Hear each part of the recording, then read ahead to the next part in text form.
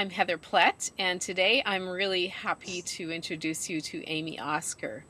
Now, I haven't really known Amy very long. I think we've been following each other on Twitter for a little while, but weren't really that aware of each other until fairly recently, just in the last few weeks actually. Amy invited me to participate in her Wisdom series, and I was delighted to write a guest post for that.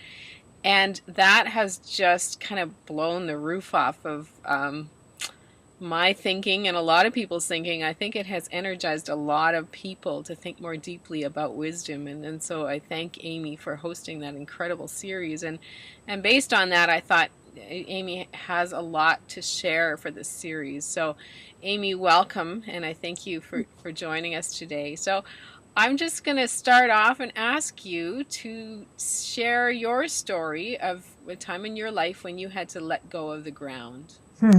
I was thinking about there are several stories. I think most of us will have several stories that we're deciding which one to tell.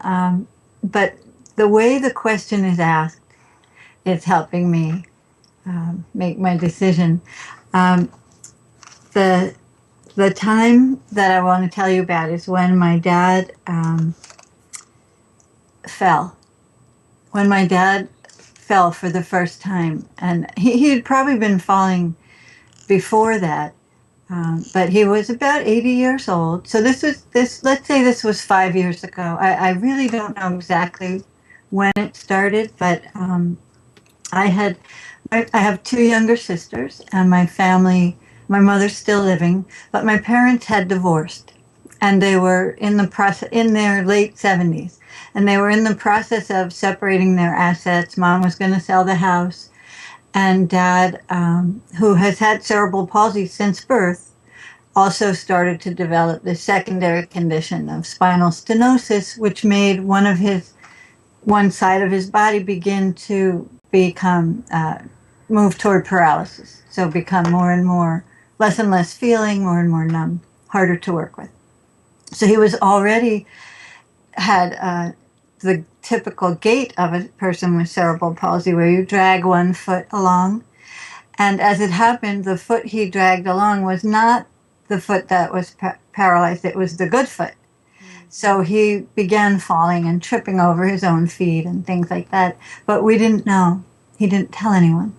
Because one of the qualities of my dad that he has, one of his strengths that's gotten him as far as he's gotten in his life, where he married a normal-bodied, able-bodied woman. He had three healthy children, three girls, raised us in a pretty affluent community, and had a successful career as a social worker. So one of his qualities was his independence and his sort of sunny side up way of looking at life. So when he first started falling, he would say, "So I fell, I got up," right? So that's sort of how he has lived his whole life. So, but the first time he told me that he was falling, it was about 3 months before I was about to go live in Paris for 2 months and finish my first novel. And I had planned my whole life, literally, to spend this time in Europe and finish this book, which was all in kind of chapters here and there in notebooks. And I had assembled all my money also, and all the things I would need in order to get this done. And I had even found a little apartment in the Fifth Arrondissement, where I used to live when I was a student there. And it was a kind of a coming home, and it was a reward to myself. So it was 3 years ago, because it was for my 50th birthday. And I thought, August 8th, that year, I'm going to be 50. What better way to celebrate that? And it was also the year that my youngest child was about to leave for college. So there was this huge transition going on, and menopause had arrived. So all of this sort of gathering of almost a pregnancy. And I'm about to give birth, and my father says, "Oh, by the way, I fell." And we were at breakfast. I was staying over at their home because they live too far to go back and forth in one day. So I was at breakfast, and he told me, I said, "Oh, what happened?" And he said, "Well, it's okay. I got up." And I said, "No, what happened?" Press a little farther this time. And he said, "Well, one foot tripped over the other. I fell behind the car." Now you can hear he was still driving, right? Which also became an issue at the time because the foot that he needed to operate the car was the one that he was losing feeling in, right? But again, we didn't know till this fall. So he fell behind the car with the car door open, and it was a nice day in June, and no one saw him.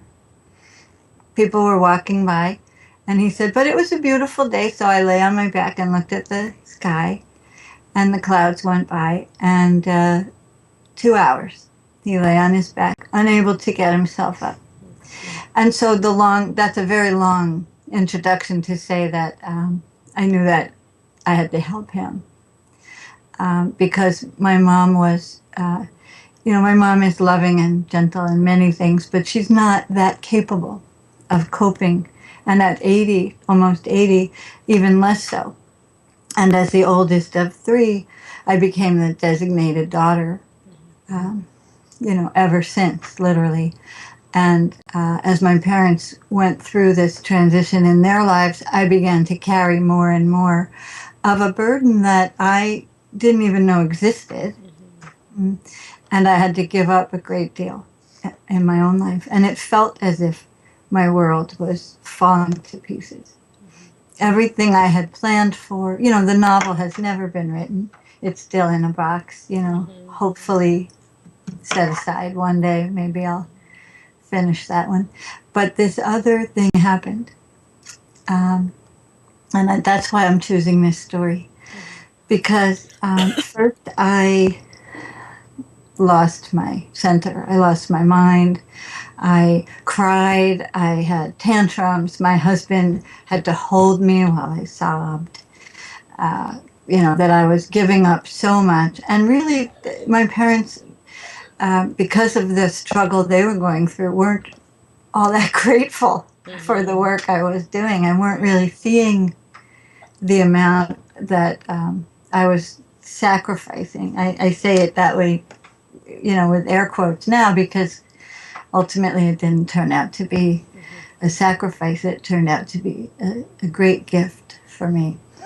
Because the book I would have written would have been, I'm a good writer. It would have been well written, and it would have been entertaining, but it wouldn't have been the book that I had in me, and that I needed to go through this darkness in order to write. And so as my, husband handed me tissue and I wiped my eyes, and the scene would go like this if I was writing it. I sat down across from him, and he held my hand, and he said, "Look, you have a choice to make. You can go to Paris, and your parents can take care of this themselves, or we can find legal advocates, or we can hire people, or they can sort of muddle through on their own. But you have a choice to make when this is all over, how you will feel about what you did, right? Do you, what will meet you at a soul level and make you feel you did the right thing, that you did all you could?" And then I knew that I was going to have to take care of these two people who had raised me, who I loved, and who, even though at the time we were, as a family, rather fragmented, we weren't real cohesive as a unit. We weren't real good at supporting each other. I still needed to do this for them, but more so I needed to do it for me, so that when it's all over, I can stand at the center of me and say I did all I could, right? So that's what happened, and the gifts have been incredible. Are you ready to fly?